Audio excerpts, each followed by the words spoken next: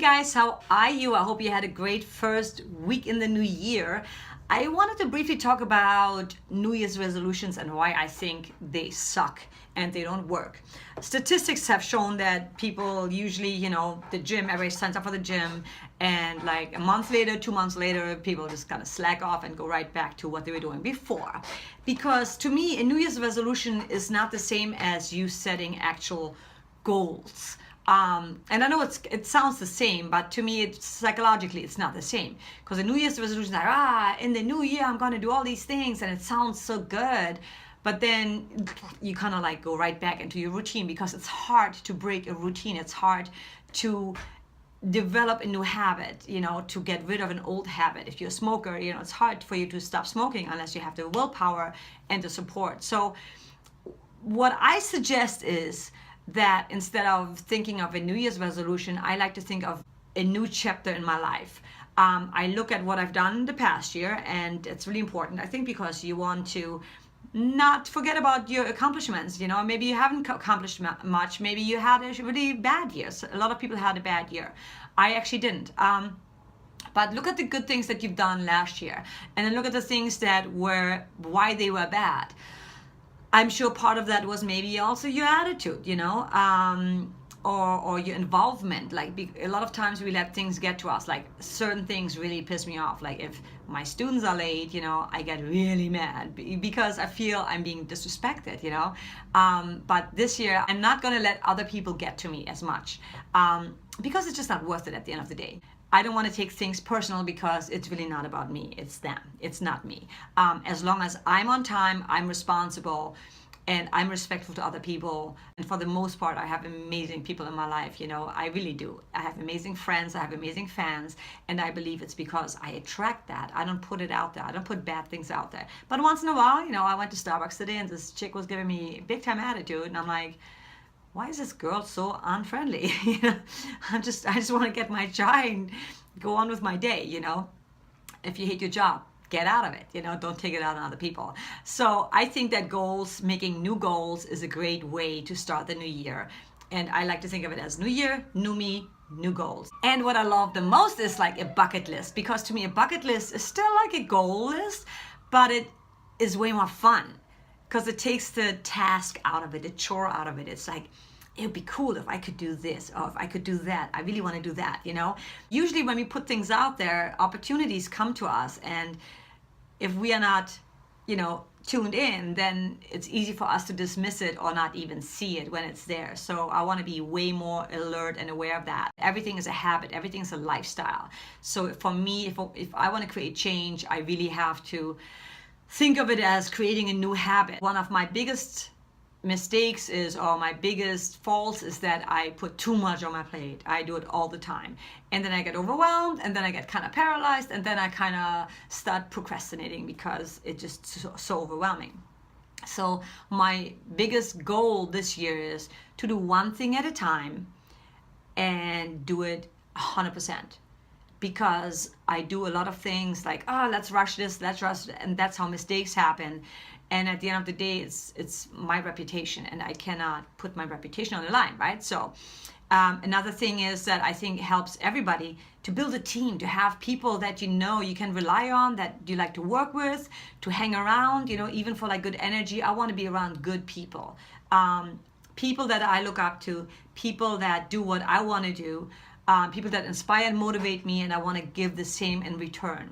So I think we all have something to give and take something away from that. So that's really important. And if you can look at that, like if you haven't been as social last year, like maybe this year put that on your list. Like, my new goal is to be more social and to have few new friends, really quality versus quantity, So, and what else I would love to share with you guys is like that when we have a lot of goals, and some are like really big, that's when it gets overwhelming, and that's when we usually start procrastinating, and next thing you know, it's November and the year is almost over again, and you're like, shit, I didn't get stuff done again. So put things into chunks of time. There's certain things that I do with the music. It's not just making music. If I could just do that, it'd be amazing. But I have to get the music out there. I have to pitch my music. I have to do metadata for my music, which is the most important part. So those things I don't like doing, but I have to do it, because if I don't do it, nobody else is going to do it.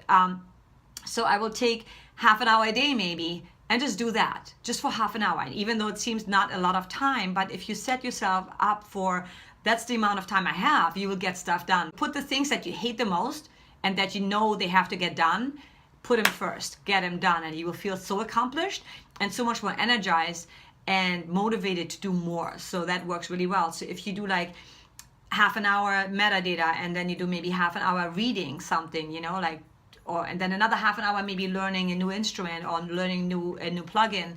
And no, you're not going to get a lot done in half an hour, but you're going to get something done. And if you're consistent with it throughout the whole week, then you may have spent 5 hours on one of those things, you know what I mean?